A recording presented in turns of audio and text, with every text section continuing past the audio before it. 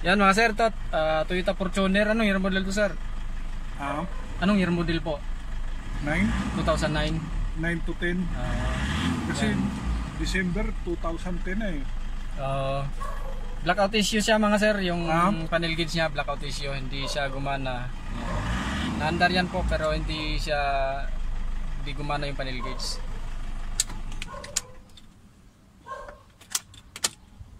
Yan, nagana yung mga warning indicator niya. Lahat ano eh. Buti nga hindi kami natuloy ng ano eh. Sabi nung pwede nyo pa naman yan itakbo eh. Kasi ano na to eh. Ang issue nito. Yan, ito naman sir yung panel gauge ng Toyota Fortuner, blackout issue. Yan, tapos magpapalit na rin daw si sir ng backlight kasi may mga part daw dito na medyo madilim na raw pag nung time na gumana pa to. Buksan natin mga sir para ma-repair na natin.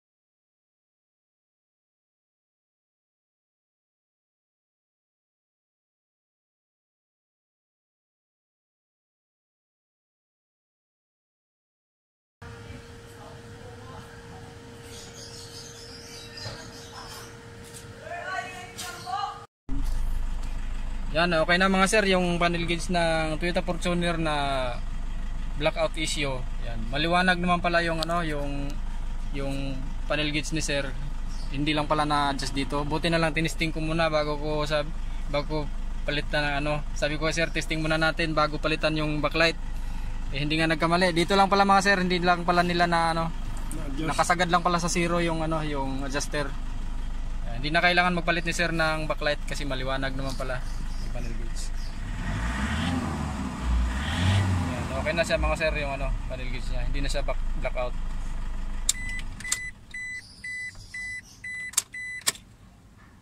Yan, okay na mga sir.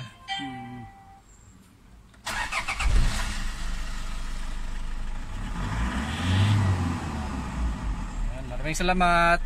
Yung odo sir, gana na rin siya.